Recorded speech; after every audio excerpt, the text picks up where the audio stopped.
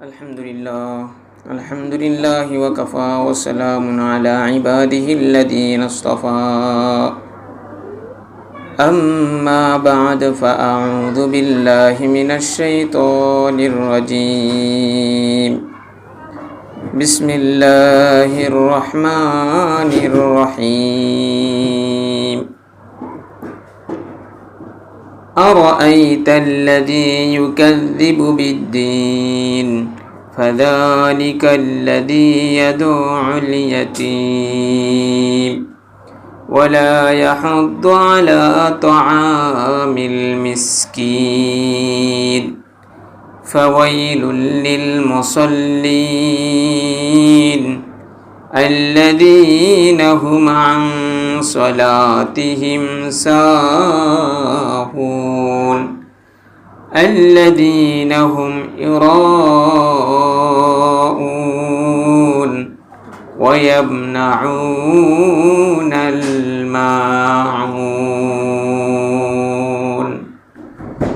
صدق الله مولانا العظيم وصدق رسوله النبي الكريم ونحن على ذلك لمن الشاهدين والشاكرين والحمد لله رب العالمين আলহামদুলিল্লাহ। সমস্ত প্রশংসা মহান আল্লাহ তাআলার দরবারে, যে মহান রব্বুল আলামিন আল্লাহ তাআলা আমাকে সহ আপনাদেরকে এই দ্বীনি মজলিসে এই চূড়ান্ত পর্যায়ের ফিতনার জামানায় বসার তৌফিক দান করেছেন। এজন্য সকলেই ছোট্ট আওয়াজে পড়ে নেই আলহামদুলিল্লাহ। আমাদের এই ক্লাসটা হলো, আমরা পূর্বেই বলেছিলাম যে আমাদের এই ক্লাসটা হলো সালাত, নামাজ সংক্রান্ত বিষয় বিস্তারিত আলোচনা এই ক্লাসে আমাদের হবে ইনশাল্লাহ। তো তার আগে আমরা যেহেতু ওই 11টা সূরা, যেই সূরা দিয়ে আমরা সাধারণত সালাত আদায় করি, এই সূরাগুলো আমরা মুখস্থ করতেছি।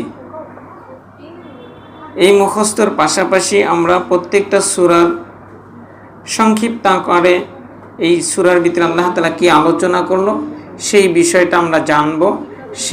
তারই ধারাবাহিকতায় আজকে সূরাতুল মাউন সম্পর্কে আমরা কিছু জানব।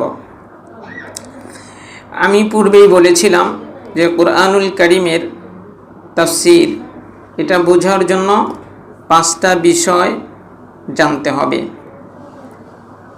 কয়টা বিষয়? 5টি বিষয়। 1 নম্বর হলো কুরআনুল কারীমের যেই আয়াত কিংবা যেই সূরার তাফসীর করবে, প্রথমে হলো সহি তেলাওয়াত জানতে হবে, সহি তেলাওয়াত। দ্বিতীয় নাম্বার হলো এই সূরা নাজিল হওয়ার প্রেক্ষাপট, যেটাকে শানে নুজুল বলে, অর্থাৎ এই সূরা কিংবা এই আয়াতটা কোন প্রেক্ষাপটে আল্লাহ তাআলা নাজিল করেছে সে সম্পর্কে জানা। তৃতীয় নাম্বার হলো ওই সূরার তরজমা, ওই সূরা কিংবা আয়াতের তরজমা।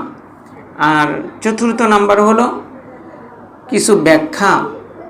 আর পঞ্চম নাম্বার হলো শিক্ষা। তো আমরা এই 5টা বিষয়কে সম্মুখে রেখে 1 নম্বর বিষয় হলো কুরআনুল কারীমের সহি তেলাওয়াত। আমরা তেলাওয়াত করলাম, সূরাতুল মাউন তেলাওয়াত করলাম। এখন আমরা জানবো এই সূরাটা নাজিল হওয়ার প্রেক্ষাপট, কোন প্রেক্ষাপটে এই সূরাটা নাজিল হয়েছে। আমরা আবু জেহেলের নাম জানি না?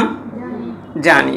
আবু জেহেল সবচেয়ে নবীজি সাল্লাল্লাহু আলাইহি সাল্লামের বড় দুশমন ছিল, ঠিক না? আমাদের নবীর দুশমন মানে আমাদেরও দুশমন। এই আবু জেহেলের বাড়ি ছিল মক্কায়। কোথায়? মক্কায়। এখন কিন্তু এই আবু জেহেলের বাড়িটা, হাজি সাপড়া গেলে তার বাড়িটা এখন পুরা বাড়ি টয়লেট হয়েছে। কি হয়েছে? টয়লেট হয়েছে।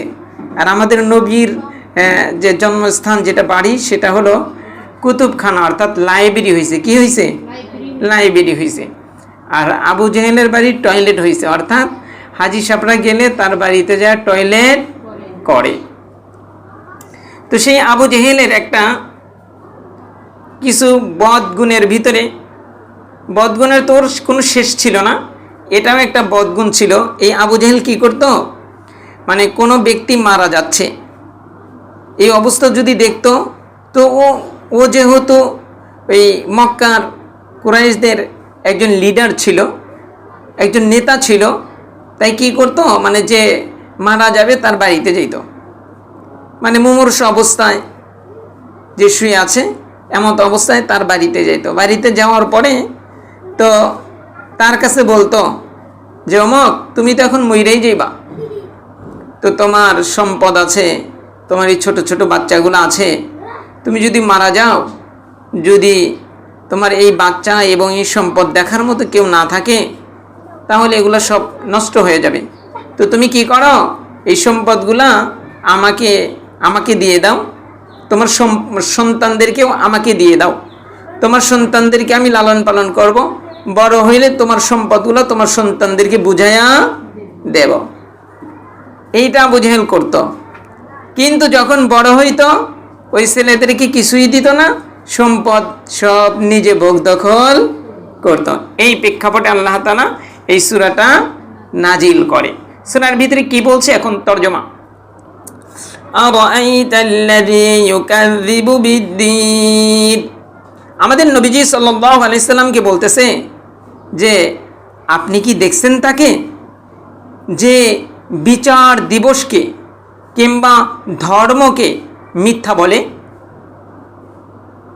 আমাদের নবীজি সাল্লাল্লাহু আলাইহি সাল্লামকে বলতেছে যে হে আমার নবী, আপনি কি ওই ব্যক্তিকে দেখছেন যেই ব্যক্তি তার ধর্মকে অর্থাৎ ইসলাম ধর্মকে মিথ্যা বলে, কিংবা আখিরাত যা আছে, কর্মফল যা আছে, সেই দুনিয়ায় যা করবে সবগুলা আমি আল্লাহ পুঙ্খানুপুঙ্খানুভাবে তাকে বুঝাইয়া দেব।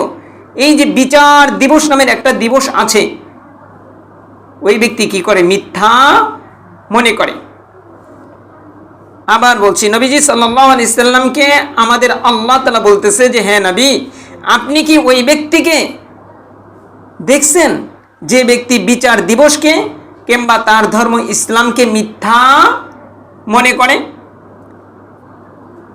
তারপরে আল্লাহ তাআলা বলতেছে ফাযালিকাল্লাযী ইয়াদউল ইয়াতীম, কই যে ব্যক্তি বিচার দিবসকে মিথ্যা মনে করে, তার ধর্মকে মিথ্যা মনে করে, তার এক নাম্বার গুণ ফাযালিকাল্লাযী ইয়াদউল ইয়াতীম, কই সেই ব্যক্তি কি করে, এতিমকে ধাক্কা দিয়া বের করিয়া দেয়, এতিমকে ধাক্কা দিয়া বের করিয়া দেয়, এতিমকে সহযোগিতা করে না, ইতিমের মাথায় হাত বুলায় না, ইতিমের জন্য তার বাড়ির দরজা খোলা থাকে না।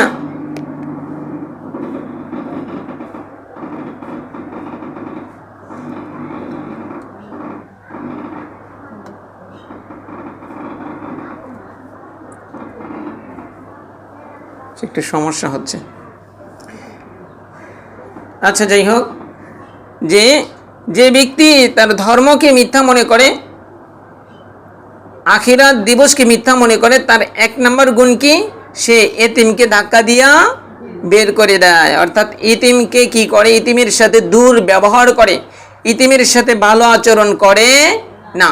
কয় যেই ব্যক্তি ইতিমকে ধাক্কা দেয়, ইতিমের সাথে ভালো আচরণ করে না, সে যদি মুখে দাবিও করে যে আমি মুসলিম, কয় না, সে আখিরাতকে অবিশ্বাস করে, সে তার ইসলাম ধর্মকে অবিশ্বাস করে।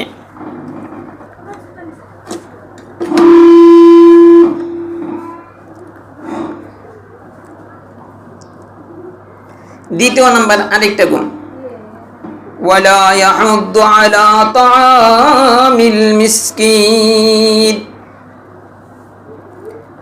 কয় ওই ব্যক্তির দ্বিতীয় আরেকটা গুণ হলো সে মিসকিনকে খাদ্য দানে উৎসাহ দেয় না। অর্থাৎ দরিদ্র অভাব মানুষ আছে, তার পাশের বাড়িতেই মনে করেন আছে, সে তো তাকে খাবার দেয়ই না, সে তো তাকে সহযোগিতা করেই না, কিন্তু কেউ যদি সহযোগিতা করতে চায় তাকেও কি করে না, উৎসাহ দেয় না। তাহলে দ্বিতীয় নম্বর আরেকটা গুণ, সে গরিব অসহায় দরিদ্র তার বাড়ির পাশে আছে, কিন্তু সে নিজে তো তাকে সহযোগিতা করেই না, এবং সহযোগিতা যে আরেকজনকে একটু সহযোগিতা করতে বলবে এটাও সে বলে না। দ্বিতীয় গুণ। এখন বলতেছে যে এই সূরাটা প্রথমে দুই ভাগে বিভক্ত হয়েছে। কয় ভাগে? দুই ভাগে। একটা হলো বান্দার হক, আর একটা হলো আল্লাহ তাআলার হক। এই প্রথম দুই আয়াত, 3 আয়াতের প্রথম 2 আয়াতে হলো বান্দার হক। আল্লাহ তাআলা বুঝাইতেছেন কেউ যদি বান্দার হককে নষ্ট করলে যদি সে মুখে দাবি করে যে আমি মুসলিম, আমি ঈমানদার, তারপরেও আল্লাহ তাআলা তার সেটাকে বলে যে সে মিথ্যা কথা বলতেছে। বান্দার হকের ক্ষেত্রেই যদি এরকম হয় তাহলে আল্লাহর হকটা আরো মারাত্মক, আল্লাহর হকটা আরো মারাত্মক। এখন হলো আল্লাহর হক নিয়ে কথা। ফাওয়াইলুল লিল মুসাল্লিন, ইতিমকে যদি ইতিমের সাথে যদি খারাপ ব্যবহার করে, আর গরিব অসহায়কে যদি খাবার না দেওয়ার কারণে সে যদি আখিরাতকেও অবিশ্বাস করে বসে, অবিশ্বাস করার মতো হয়ে যায়, তাহলে মনে রাখিও ওই ব্যক্তি তো ধ্বংস হয়েই গেছে। যেই ব্যক্তি মুসল্লি মানে যে নামাজ পড়ে, নামাজি ধ্বংস হয়ে গেছে। প্রথম 2 গুণের ব্যাপারে আল্লাহ বলছেন তারা আখিরাতকে অবিশ্বাস করে, তার ধর্ম ইসলামকে অবিশ্বাস করে। আর এইখানে মুসল্লি অর্থাৎ নামাজিদের সম্পর্কে বলতেছে ওই নামাজি ধ্বংস হয়ে গেছে। সেই নামাজির এখন গুণ বর্ণনা করতেছে আল্লাহ তাআলা। আল্লাযীনা হুম আন সালাতিহিম সাহুন, যেই নামাজি ধ্বংস হয়ে গেছে ওই নামাজির 1 নাম্বার গুণ হলো যেই ব্যক্তি সে যখন নামাজে দাঁড়ায় অলসভাবে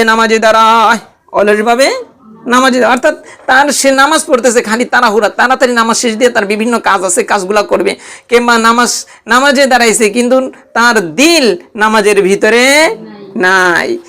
এই রকম নামাজি সম্পর্কে রব্বে কারীম বলেন এরা ধ্বংস হয়ে গেছে।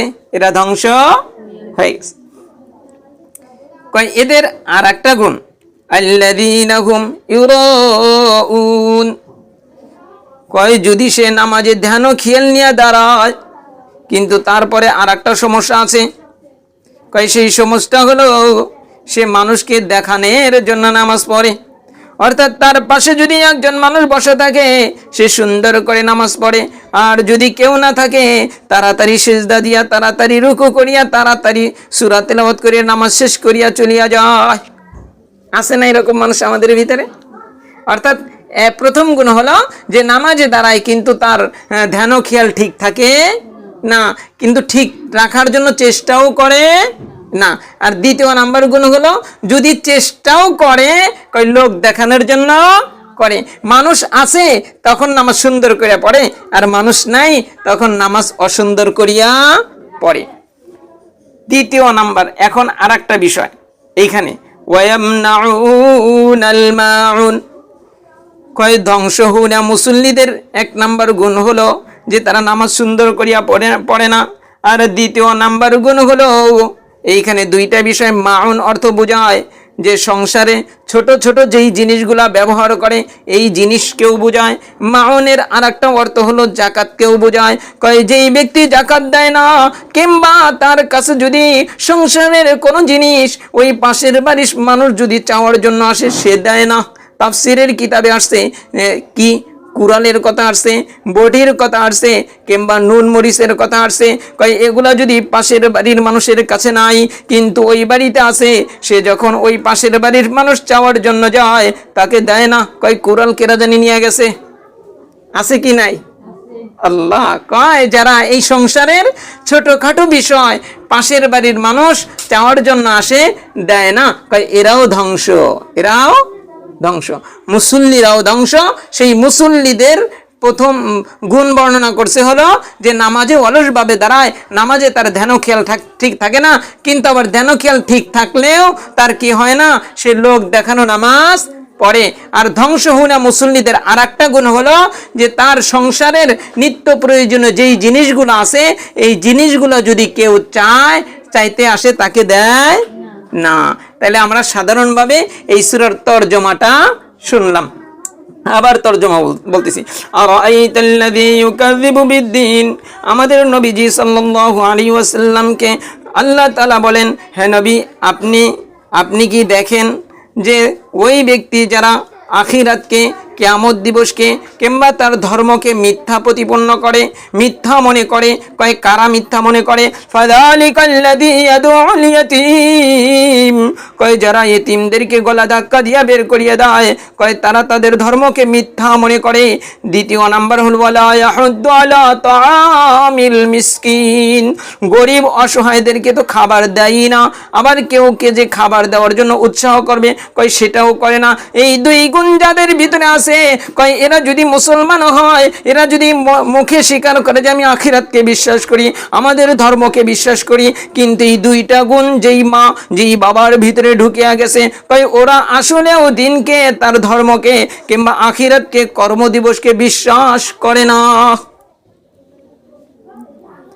ফাওয়াইলুল লিল মুসাল্লিন, কয় বান্দার হকের ক্ষেত্রেই যদি আখিরাতকে বিশ্বাস করার পরেও আল্লাহ তাআলা বলতেছে সে বিশ্বাস করে না, তাহলে ওই মুসল্লিদের অবস্থা বলতেছে, কয় যেই মুসল্লিরা ধ্বংস হয়েই গেছে, কয় ওই মুসল্লিদের এক নাম্বার গুণ আল্লাযীনা হুম আন সালাতিহিম সাহুন, কয় যেই মুসল্লিরা নামাজে দাঁড়ায় কিন্তু নামাজে দাঁড়ানোর পরে তাদের ধ্যান খেয়াল ঠিক থাকে না, ধ্যান খেয়াল ঠিক রাখার চেষ্টাও করে না। আল্লাযীনা হুম ইউরাউন, কয় ধ্যান খেয়াল ঠিক রাখার চেষ্টা করলেও আবার কি হয়, মানুষকে দেখানোর জন্য করে, মানুষকে দেখানোর জন্য করে। কয় ওই মুসল্লিরাও ধ্বংস হয়ে গেছে। ওয়ায়ামনাউনাল মাউন, কয় নিত্য প্রয়োজনীয় জিনিস যদি কেউ তার কাছে চাওয়ার জন্য আসে, সে তাকে দেয় না। কয় এই শ্রেণীর মানুষগুলাও আখিরাতকে কি করে? ধ্বংস হওয়া, মানে তারাও আখিরাতে বিশ্বাসী না। তাহলে মানে এই যে আমরা এই যে সূরার সরল তর্জমা শুনলাম, এই তর্জমার মাধ্যমে আমি আর আপনি যখন নামাজে দাঁড়াবো, একটু হলেও কিন্তু খেয়াল নামাজের ভিতরে থাকবে। তাফসির এখানে আর গেলাম না, শিক্ষা আমরা বলি। তাহলে কি এই এক নাম্বার শিক্ষা, তাহলে কি ও ইতিম, হতদরিদ্র ইতিম যারা, এদের সাথে খারাপ আচরণ করা যাবে? যে ইতিমের সাথে খারাপ আচরণ করে, সেই ইতিমের সাথে খারাপ আচরণ করে না, বরং আমাদের নবীজি সাল্লাল্লাহু আলাইহি ওয়াসাল্লামের সাথে খারাপ আচরণ করে। তাহলে ইতিমকে কোনোদিন ইতিমের সাথে খারাপ ব্যবহার করব না। দুই নাম্বার শিক্ষা, অসহায় দরিদ্র এদেরকে আমরা যথাসাধ্য চেষ্টা করব তাদেরকে খাবার, কাপড় চোপড় এগুলার ব্যবস্থা করে দেওয়ার জন্য। তৃতীয় নাম্বার হলো আমরা এমন মুসল্লি হব যেই মুসল্লিদের প্রকার হলো পাঁচটা। কয়টা? পাঁচটা। একবার সংক্ষিপ্ত আকারে একটু বলি না, গরম একটু বলি। দেখেন কাল কিয়ামতের ময়দানে সর্বপ্রথম কিসের হিসাব হবে? রাসূল করিম সাল্লাল্লাহু আলাইহি ওয়াসাল্লাম ফরমান আউয়ালু মা ইউহাসাবু বিহিল আবদু ইয়াউমাল কিয়ামাতিস সালাহ, কয় সর্বপ্রথম আল্লাহ তাআলা হিসাব নেবে হলো নামাজের। কিসের? নামাজের। তাইলে এই নামাজের যখন হিসাব নেবে, এইখানে যেহেতু মুসল্লিদের কথা আসছে, কয় মুসল্লিরা পাঁচ প্রকার। কয় প্রকার? পাঁচ প্রকার। এক নাম্বার, এই পাঁচ প্রকার সংক্ষিপ্ত বলবো, এর ফলাফলও বলবো, দেখবেন আমি আর আপনি কোন প্রকারে আসি, আমি আর আপনি কোন প্রকারে আসি। এক নাম্বার, যে মাঝে মাঝে কয় নামাজ পড়ে কিন্তু মাঝে মাঝে কামাই দেয়। আর যারা নামাজ একেবারেই পড়ে না, তারা কিন্তু এই মুসল্লিদের ভিতরে পড়বেই না।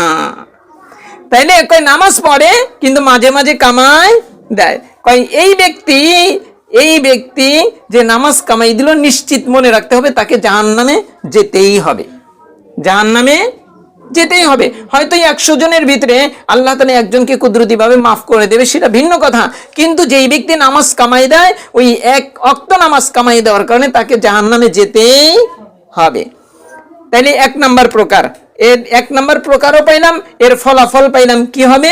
জাহান্নামে যাবে। দুই নাম্বার, নামাজ পড়ে কিন্তু নামাজের ভিতরে মন থাকে না, আবার মন ধরে রাখার চেষ্টাও করে না। এটাই এই যে ফাওয়াইলুল লিল মুসাল্লিন, এই যে মুসল্লি এদের সম্পর্কে বলছে। অর্থাৎ এদের অবস্থা কি হবে? এরা নামাজ পড়ে কিন্তু নামাজের ভিতরে মন থাকে না, মন ধরে রাখার চেষ্টাও করে না। এদের মৃত্যু পর থেকে নিয়ে একবারে হাসরের মাঠ পর্যন্ত তাদের শাস্তি হতেই থাকবে, তাদের শাস্তিও হতে থাকবে। তারপরে আল্লাহ তাআলা চাহে তো তাকে মাফও করে দিতে পারে, আবার তাকে জাহান্নামও দিতে পারে। তাহলে দ্বিতীয় প্রকারের নামাজের ফলাফল আমরা পাইলাম। তৃতীয় প্রকারের নামাজি হলো মনটা ধরে রাখার চেষ্টা করে, মনটা ধরে রাখার, অর্থাৎ কোনোদিন নামাজ কামাই দেয় না, মনটা বাহিরে যায় কিন্তু বারবার টেনে আনে, বারবার নামাজের ভিতরে কি করে, টেনে আনে।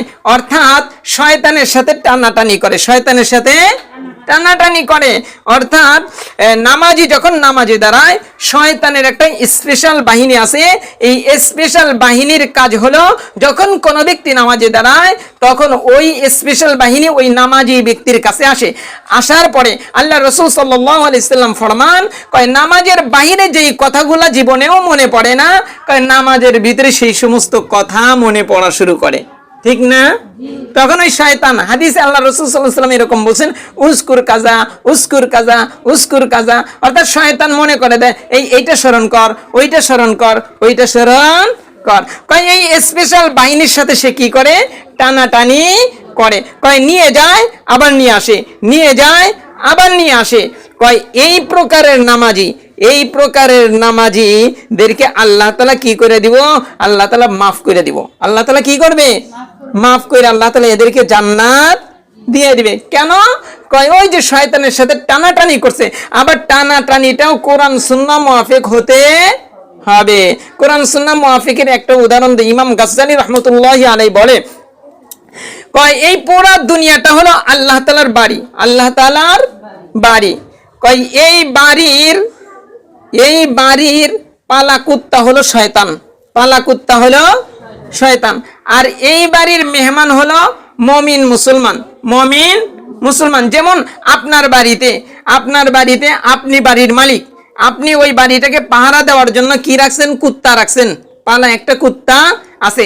এখন আমরা আপনার বাড়িতে মেহমান হয়ে গেছি। এখন মেহমান যখন হয়ে গেলাম তখন কুত্তা কি গ্যাও গ্যাও করবে কি করবে না, করবে। আপনার কাছে দামি কেনা, ওই কুত্তা না মেহমান? আপনার কাছে দামি মেহমান। কয় তখন এই কুত্তার থেকে মেহমান বাঁচবে কিভাবে? ওই কুত্তার সাথে যদি ডেইলি করে তাহলে কি বাঁচতে পারবে? হ্যাঁ, বরং কুত্তা তাকে আরো ওই মেহমানকে আক্রমণ করবে।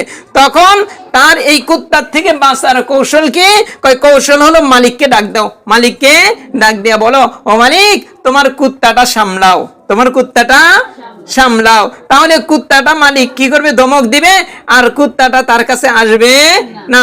মেহমান তার বাসায় গন্তব্যস্থলে চলে যাবে। কয় অনুরূপ ভাবে আল্লাহ তাআলা এই পুরো জগতের হলো এই পুরো জগতের হলো কি মালিক, সেই জগতের মেহমান হলো আমরা, আর এই জগতের পালা কুত্তা হলো শয়তান।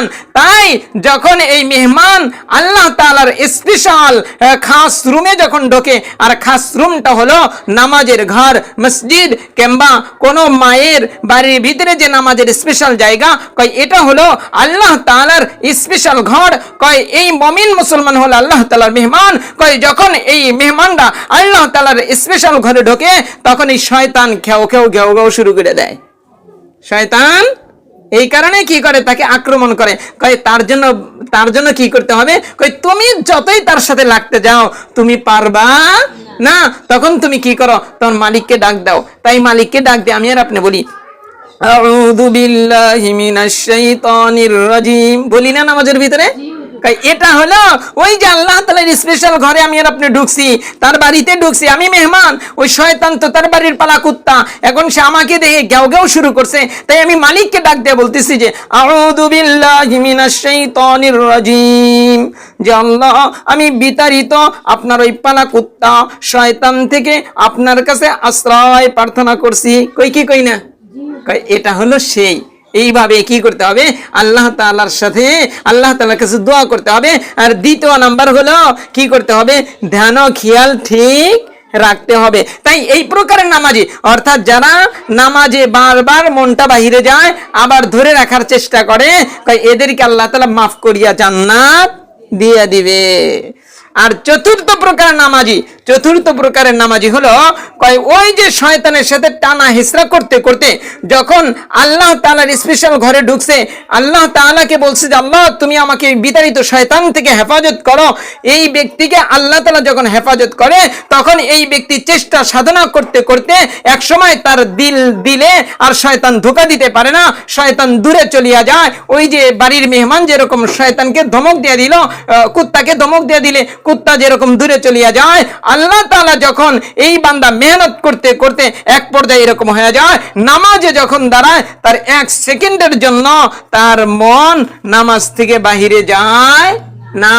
এই প্রকারের নামাজি হলো বিনা হিসেবে জান্নাতে যাবে, বিনা হিসেবে জান্নাতে যাবে। আর 5 নাম্বার প্রকারের নামাজি হলো যে এমন নামাজি যে তারা নামাজি এত মজা পায়, দুনিয়ার অন্য কোনো কাজে ওই মজা পায় না। এদের নামাজকে আল্লাহ রাসূল সাল্লাল্লাহু আলাইহি সাল্লাম এদের নামাজ সম্পর্কে বলে এটা হলো সালাতুল আম্বিয়া, নবীদের নামাজ। কয় এই নামাজি যখন ইন্তেকাল করে, কয় তাদের কবরে কোনোদিন তাদের লাশ পচে না। তাইলে আমাকে আপনাকে কোন সর্বনিম্ন কোন প্রকারের হতে হবে? 3 নাম্বার। কয় নাম্বার? 3 নাম্বার। অর্থাৎ মন চলে যাবে, বারবার আনতে হবে। নামাজ তো কামাই দেওয়াই যাবে না, কয় নামাজে মনটা চলে যাবে, বারবার আনতে থাকবে, বারবার চলে যাবে, বারবার আনতে থাকবে। কয় এরকম অবস্থায় যদি কেউ নামাজটা এভাবে পড়তে পড়তে ইন্তেকাল করে, কয় তারাও বিনা হিসেবে জান্নাতে চলিয়া যাবে। আল্লাহ তাআলা আমাকে আপনাদের সকলকে এই কথাগুলো দিল দিয়ে বুঝে আমলের তৌফিক দান করেন।